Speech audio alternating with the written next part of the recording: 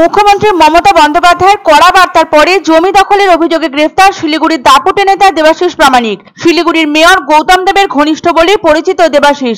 খবর দলীয় সূত্রের। মুখ্যমন্ত্রীর ক্ষোভ প্রকাশের পর শিলিগুড়ি শহরের সরকারি জমি জবরদখল মুক্ত করতে ইতিমধ্যে ময়দানে নেমে পড়েছে প্রশাসন। এবার শুরু হলো ধরপাকড়ও। ডাবগ্রাম ফুলবাড়ির তৃণমূল ব্লক সভাপতি দেবাশিস প্রামাণিককে গ্রেফতার করা হলো বুধবার।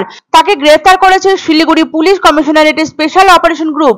পুলিশ সূত্রে খবর, জমি সংক্রান্ত ঘটনায় দেবাশিসের বিরুদ্ধে বুধবার লিখিত অভিযোগ দায়ের করেন বিমল রায় নামে এক ব্যক্তি। জানা গিয়েছে, জমি দখল, নথি বিকৃত করা সহ নানা রকম ষড়যন্ত্রের অভিযোগ আনা হয়েছে দেবাশিসের বিরুদ্ধে। পুলিশ ও শিলিগুড়ি পুলিশ জেনারেটরের স্পেশাল অপারেশন গ্রুপের তরফে বুধবার সকাল 10টা থেকে জেরা করা হয় দেবাশিসকে। পরে তাকে গ্রেফতারের সিদ্ধান্ত নেওয়া হয়। বৃহস্পতিবার শিলিগুড়ি থানায় নিয়ে যাওয়া হয়েছে দেবাশিসকে। সূত্রের খবর, দেবাশিসের পাশাপাশি পুলিশের লিস্টের নাম রয়েছে আরো অনেক নেতার। শিলিগুড়ি কমিশনারেটের পুলিশ তল্লাশি চালাচ্ছে তাদের সন্ধানে। দেবাশিস প্রামাণিকের বিরুদ্ধে বেশ কিছু সরকারি জমি জবরদখল করা, মানুষকে হুমকি দেওয়া এবং জমি জবরদখল করে নেওয়ার মতো বিভিন্ন অভিযোগ রয়েছে। এই গ্রেফতারি নিয়ে বিজেপি বিধায়ক শঙ্কর ঘোষ বলেন, প্রতিটি ঘটনার উপর তারা লক্ষ্য রাখছেন। দেবাশিস ওই এলাকার বেতাজ বাদশা, অনেক রাজা মহারাজার থেকেও তার প্রভাব বেশি।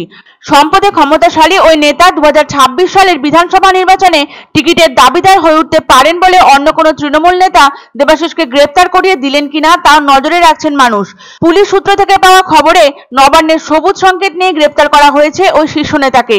পাশাপাশি জানা যাচ্ছে যে ওই এলাকায় জমির কারবারে কারা জড়িত তা নিয়ে খোঁজ খবর জারি রেখে পুলিশ নজর রাখতে শুরু করেছে কয়েকজন নেতার উপরে। দেবাশিস প্রামাণিককে জিজ্ঞাসাবাদের খবর প্রচার হতেই তৃণমূল কর্মীরা ভিড় জমাতে শুরু করেন এনজিপি থানায়।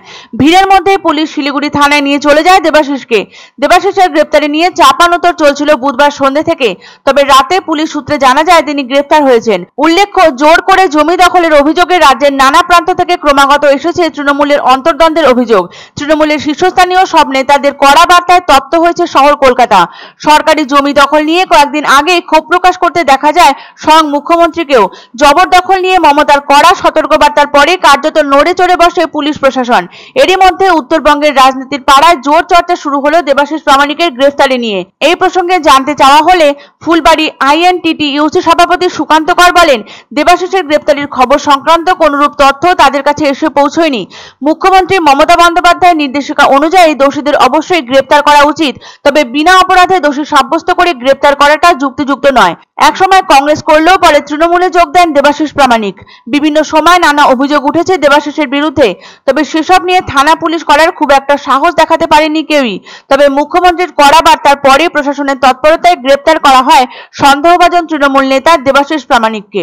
দেখতে হবে এই গ্রেপ্তার আরাবুলের মতন গ্রেপ্তার কিনা, শেখ শাহজাহানের মতন গ্রেপ্তার কিনা। এই গ্রেপ্তার পুলিশ বা সিআইডি কে দিয়ে অপরাধীদেরকে একটু আড়াল করে রাখা এবং জনগণের মধ্যে ইমেজ বিল্ড আপ করার জন্য এই গ্রেপ্তার কিনা। মুখ্যমন্ত্রী যখন বলেছেন যদি তথ্য প্রমাণ থাকে, যে তথ্য প্রমাণ যার বিরুদ্ধে থাকবে সে অ্যারেস্ট হবে। তথ্য প্রমাণ যার বিরুদ্ধে নেই, অন্যায়ভাবে তো কেউ অ্যারেস্ট হবে না। মুখ্যমন্ত্রী আমাদের নেত্রী, উনি যেভাবে বলেছেন সেভাবে